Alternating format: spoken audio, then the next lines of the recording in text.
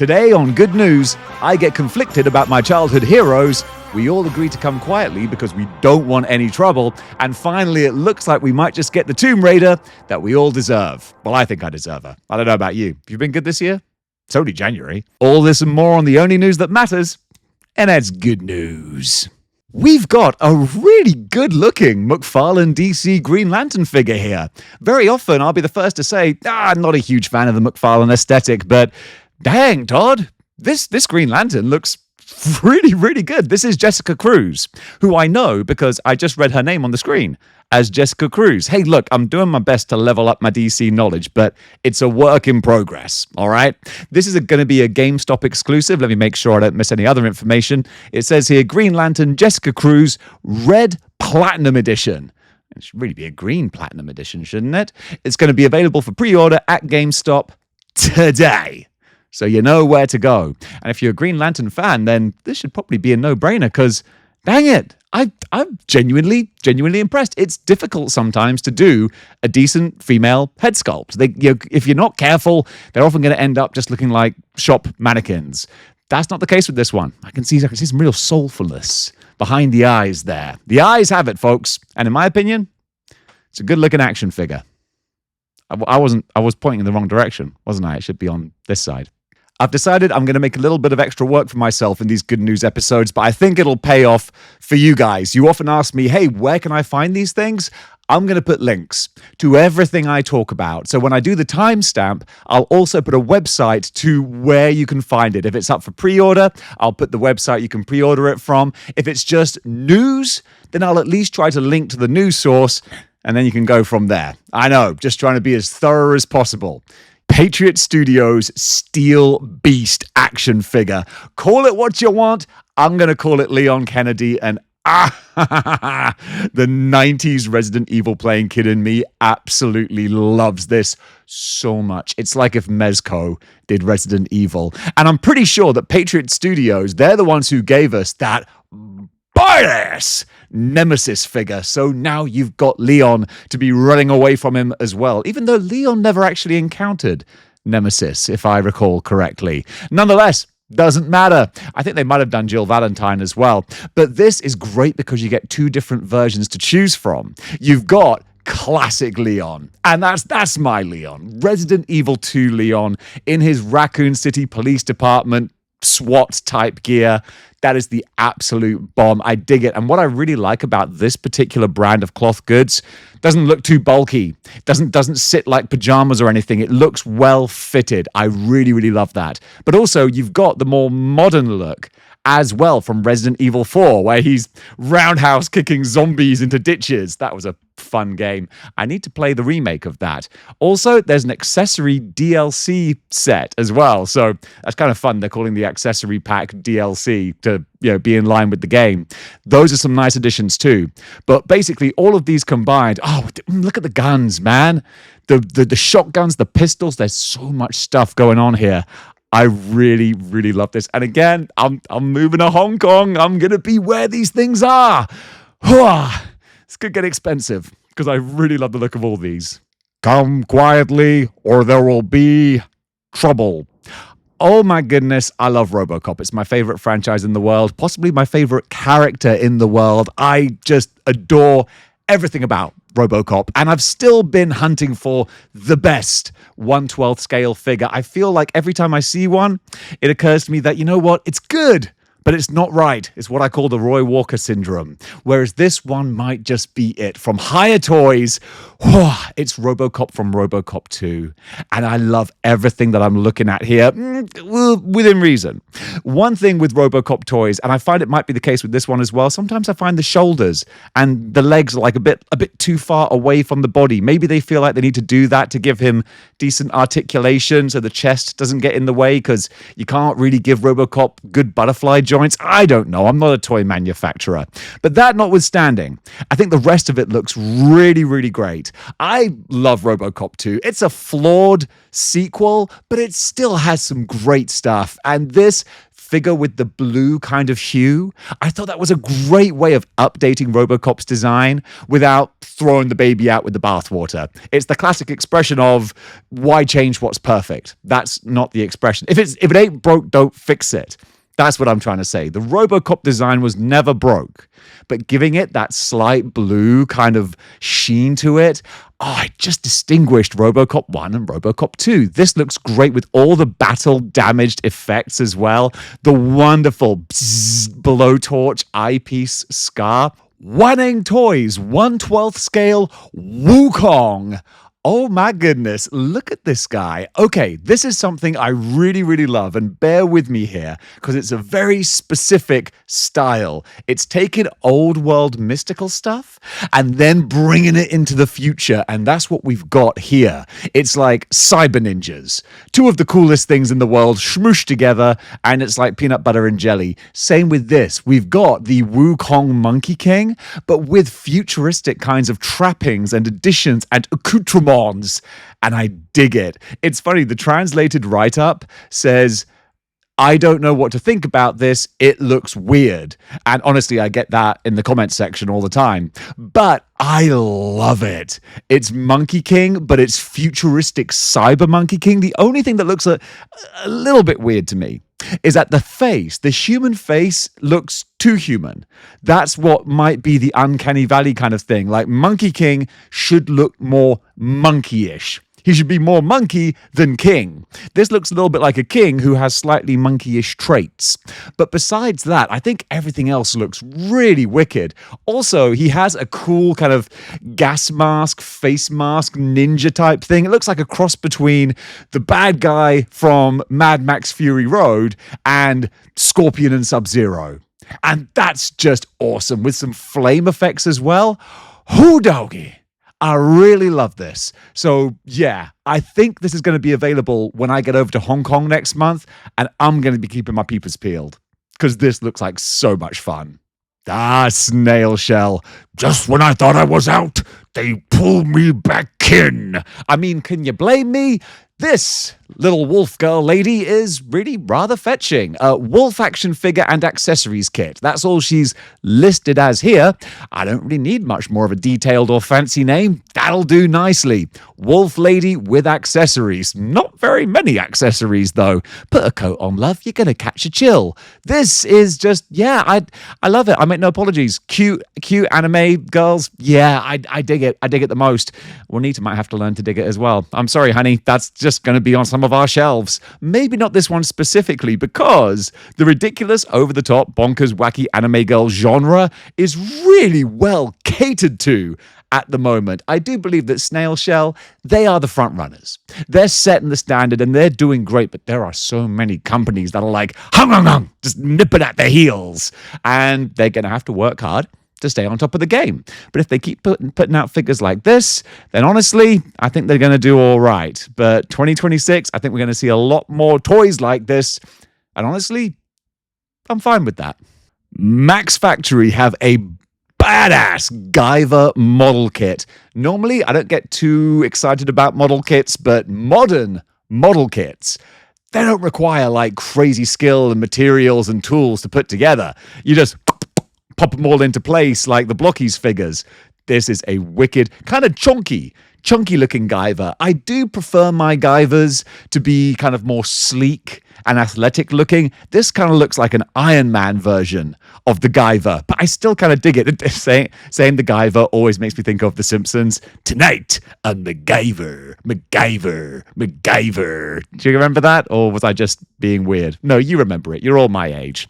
So this is kind of cool. Coming from PLAMAX, it says here, going to be about 16 centimeters tall. So a decent 1/12 type scale, and also going to be released in December of this year. So a long way to go. And that's just over in the Asian markets. So it's going to be a while before you get it on your shelf. But hey, you can put it on your Christmas list. It looks to me like if you enjoy model making, this one's going to be well worth the wait.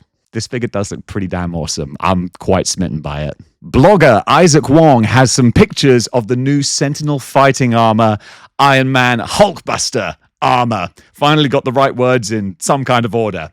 Looks very impressive. I do love the aesthetics of the Sentinel fighting armor. I don't need to get one because I'd probably want to get all of them, especially the Magneto, which I think looks really great. Really harkens over to his Age of Apocalypse Omega final design. But I always wondered, well, not always, but it occurred to me, could they do a Hulkbuster? And the answer is, yes, they can. And it's pretty freaking huge and looks rather impressive. So this thing's going to be available later in the year. And I don't have a price while I'm talking about it here, but there's a whole lot of Chinese that I need to try and translate and go through. So I'll see what I can find out for you, because it looks like Isaac Wong has done a full-on review. God bless you, sir. So I'm going to go through this and see what other further information I can get. But the figure itself does look pretty darn impressive. It's definitely an MCU-type sort of design, but with its own Sentinel fighting armor kind of takes on the design as well. Plus, by the looks of things, you can even put your Iron Man figure inside it, I think, unless I'm kind of misinterpreting what I'm looking at here. I might be misinterpreting what I'm looking at here.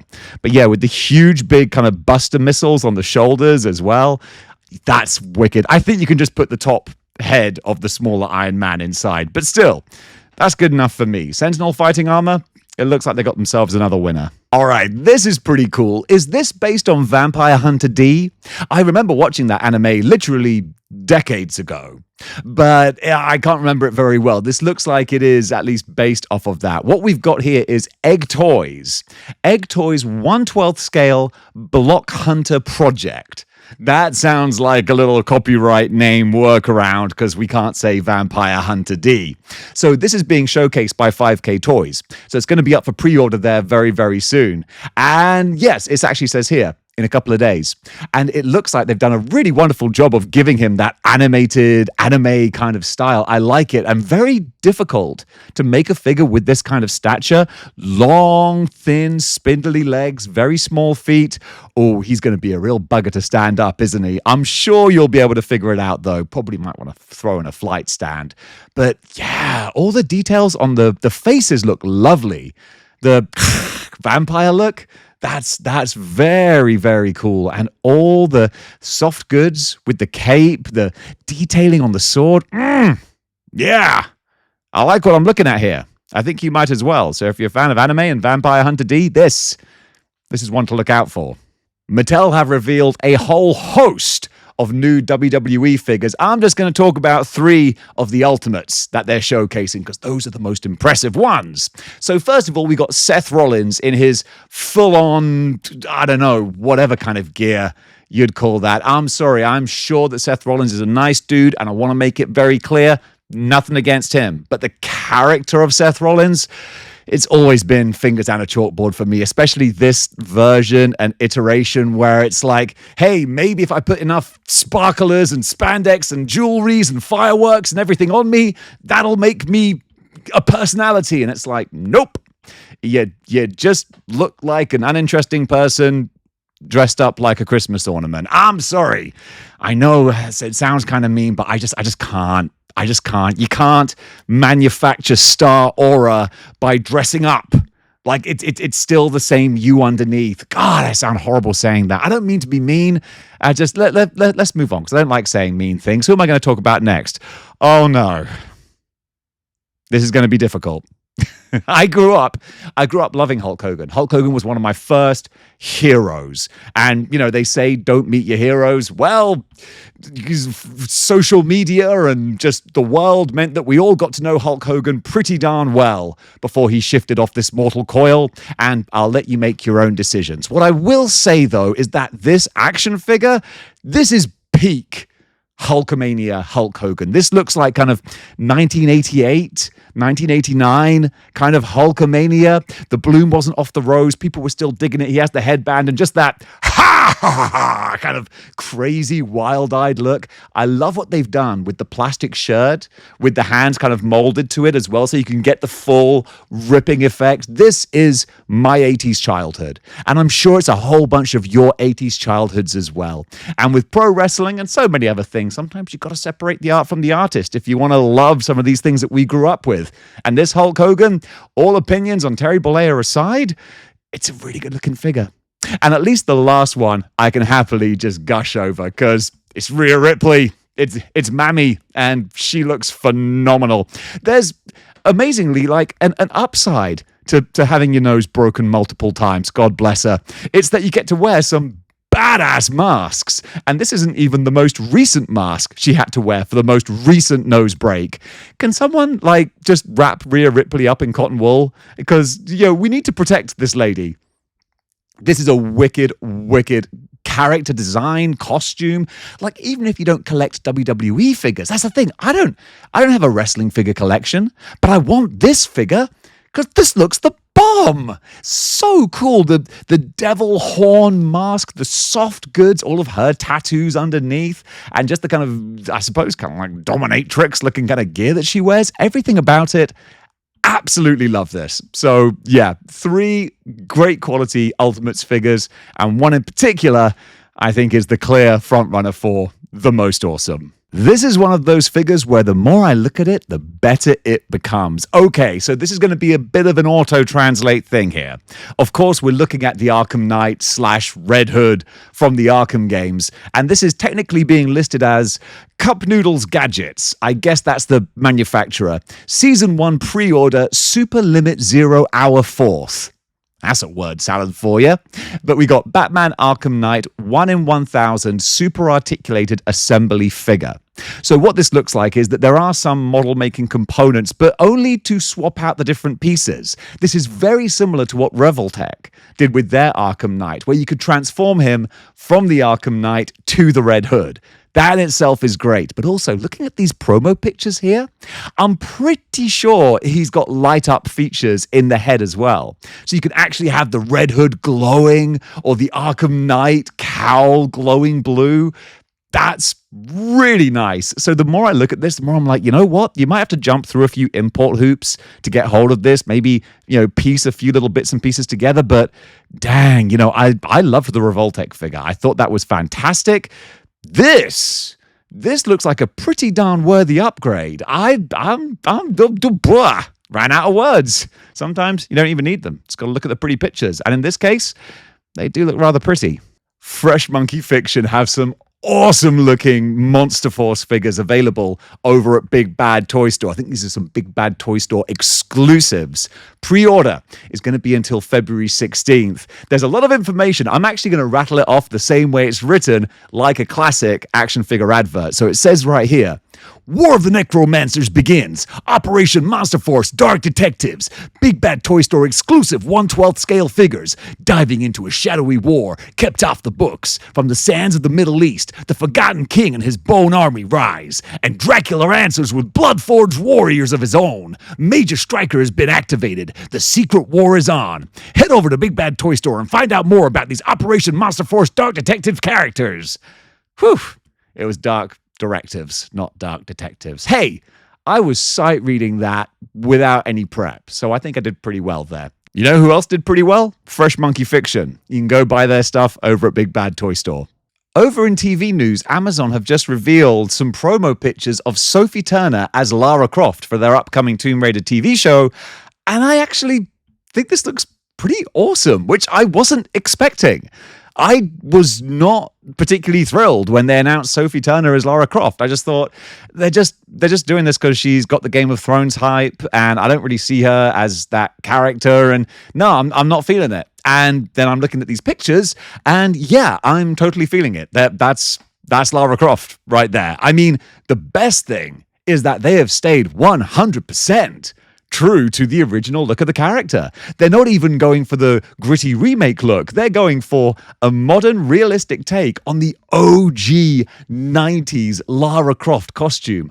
I love that. And Sophie Turner looks like she has been working out. Credit where it is due. She looks phenomenal. Will the show be any good? I have no idea. A good-looking lead does not guarantee a great show, but at least it looks like they've got off to the right start. And again, this is coming from someone who was totally ambivalent, if not quite disappointed, in the casting. Now, at least looking at these pictures, I can't be mad about how she looks. She looks absolutely fantastic. If any other aspects of the show measure up to this, we might actually be, finally, in for a really good time when it comes to Tomb Raider. Actually, that's not true. We got loads of good times when it comes to Tomb Raider. But for live action, it's been pretty hit and miss. This one, it's at least got potential. Today in Artist Alley, we're going to get a little bit of an anime kind of flair with It's Ming Wei. Bright, bold, animated anime manga-looking characters. Yeah, I totally dig this. Go check them out. Today's cosplay cover artist is Rue Cosplay, who did this awesome Poison Ivy cosplay with the cool tagline of, "Sorry, love, you're plucked." I mean, come on, for the pun alone, she deserves a shout out. And folks, that does it for Good News for today. The last one in the studio. I'm in the process of moving out. I might end up coming back here like at some point to guerrilla film some stuff, but it's kind of the end of the era. We're getting ready to do the big move to Hong Kong. Going to be a little while, but I've got a few things to do before I go. Anyway, thank you so much everyone for supporting the channel during the great London studio experiment. Didn't fully work out, but hey, you know what? You got to roll with the punches sometimes. We got to adapt, readapt, apt, dapt. I think Michael Scott said that, and you know what? If it's good enough for him, it's good enough for me. But thank you so much for watching. If you enjoyed this, I'd appreciate the thumbs up. And if you want to get a channel membership, well, hey, that would actually be incredible. So thank you so much. And until next time, keep displaying model behavior.